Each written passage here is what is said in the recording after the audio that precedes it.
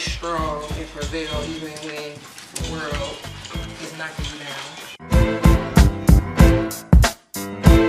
It's just having the power to know how fly we are, to know how amazing and intelligent and just, I mean, awesome that we are, despite what mainstream society tries to put out there, and despite the imagery that has been fed to us, you know, on a consistent basis. You still see women out here, black women out here making moves, making business moves, making family moves. I mean, that's just magical within itself. I don't think there's no other woman like the black woman. Especially just knowing the kind of challenges that we're faced up against. Building young queens. Building young queens. As time goes on, why is it that we should recognize the people of the past that represent Black Girl Magic? I mean, in a lot of ways, you don't know that you can do it until you see it's done. Of course, it's really great to be the first, but it's also really cool you had someone to pave the way for you. And if you get those voices, you get those names out there, then a lot of other people, like a lot of other girls like us, will be able to be like, oh, I can do that too. Like Ty said, it's awesome to be the first person to do something, but it's also awesome to have a plan to follow. So as far as queens, building young queens and spreading the knowledge, it's important to listen and acknowledge and remember what we were taught. And I think a good portion of that is as to not make the same mistakes or not fall short in the same areas. Because every mistake isn't, you know, like intentional and horrible. Like sometimes things just don't go the way they're supposed to. And if you've seen it done before, somebody's tried to talk you through it, you'll have a better chance at success. So I think it's just always good to respect the people that came before you, basically. The strength from our past can actually push us through future endeavors. So when you, so say like Harriet Tubman, when you think about the strength and the courage that she had to do what she did to get all those people, you know, to freedom, you know what I'm saying? That takes a lot, you know, physically, mentally, spiritually, it takes a lot. And so you can take something from that, you know, so but you have to know who she is, what she did, and why she did it, for you to be able to relate to it and then take what she did and use that to push you. So that's why Harriet Tubman is definitely Black Girl Magic. Yes. Our last segment is our Let's Build segment. So this is our way of, another way of us, you know, hearing your thoughts on current events and what's going on in the community. Different articles that have come out recently in the news. So today's topic, we're going to be talking about the mass shooting in Florida. How many of you have heard about that? Have you all heard about it? Yeah. Unfortunately. Yeah, so we all know the story. There have been quite a few shootings this year alone inside of school. One of the things that they've been proposing is having teachers with guns. So they want to get teachers armed inside of the classroom. So my question to you all is, how do you feel, especially to you young ladies being inside of school right now? Would it make you feel safer if your teacher had a gun, or would it, you know, how would you feel just knowing that your teacher has a gun in class? I would feel safe. You would feel safer? That way, if anybody broke into the school, they'll be able to protect us. So, do you feel unsafe right now? Yeah. In a way? Yeah. Why do you feel unsafe? Is it because of what you've seen on TV, or do you feel like that you think something could happen, you know, at Something school? could happen. Yeah. I wouldn't want that to happen. What about you, Keita, as a parent? I'm not okay with it. I think I remember seeing somebody just posted it on Facebook, and I agree with it, that giving these teachers guns, we know how that can go. You know, with them looking at, especially these young black boys, you know, in class.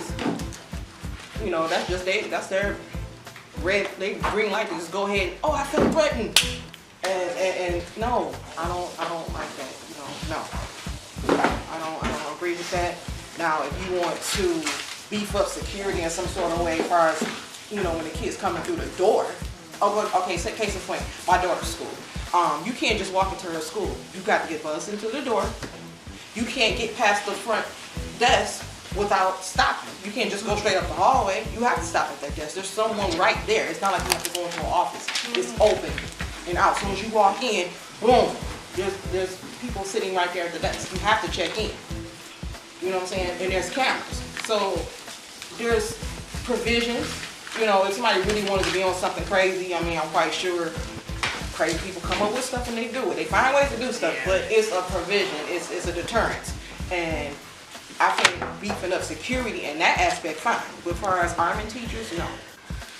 I don't think I like it, but I also don't think that I could see that actually being something that would happen at my school. Not the shooting, but allowing teachers to have guns in the first place. We don't have security guards or anything, but you need a code to get into the school in the first place.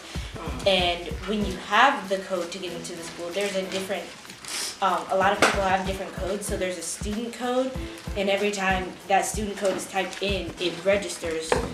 And there are codes, each teacher has a different code. So every time a teacher puts in a code, it's like swiping your card at work, they know that you're there.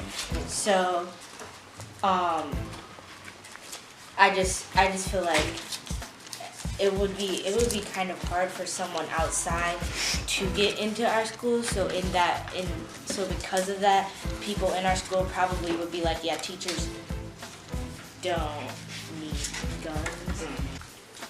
Mostly for the reasons that you named, teachers, it's really just not their place.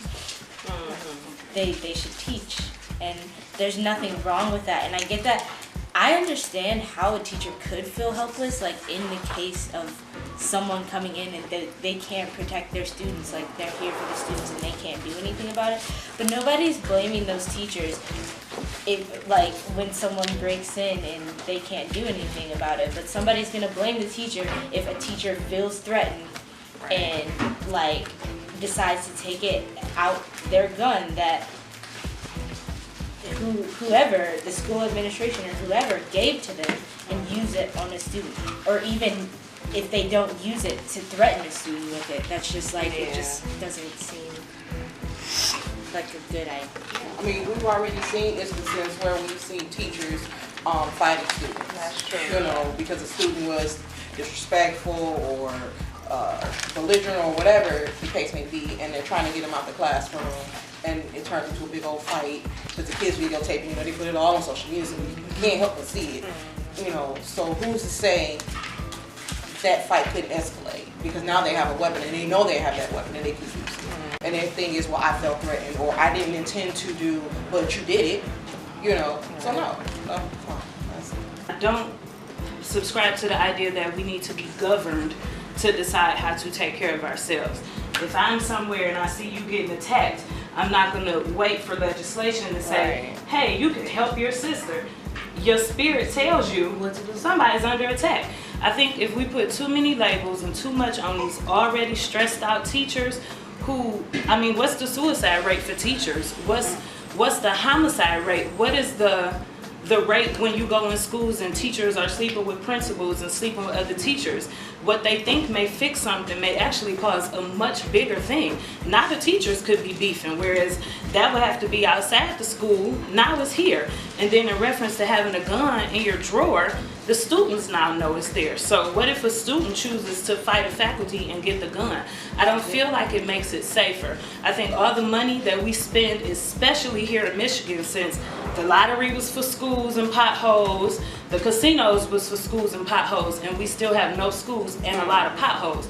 I think if they actually care, they would pay and train and implement, like you said, either security or National Guard, that might be far-fetched, but whomever, security people to secure the teachers. It's not a teacher's job to teach and raise your kids and protect your kids and now be a gunman or a sniper. It's not fair. It's just not okay. I don't think it's a good idea to implement already afraid teachers with guns. They're terrified of our black boys. They're terrified of our black girls. And what comes across as a threat to them, a lot of us know is not a threat. So you might be joking, snapping, capping with your teacher or with your classmates and get shot. We don't need that. Our babies get shot on the street. We don't need them getting shot at school. So I am not with it at all. Today was beautiful. It was powerful. I feel like we did exactly what we set out to do, which is exemplify our black girl magic, work together, open up. Thank you for coming. I would like for us to all bring these back every week. Like Kiera said, build on them, really look at them and see what you can do to make all these things come forward in your life. That's essentially the point of the vision board, is to be able to see what you want to do and like knock it down. This was beautiful for me. I love the exercises and the talk.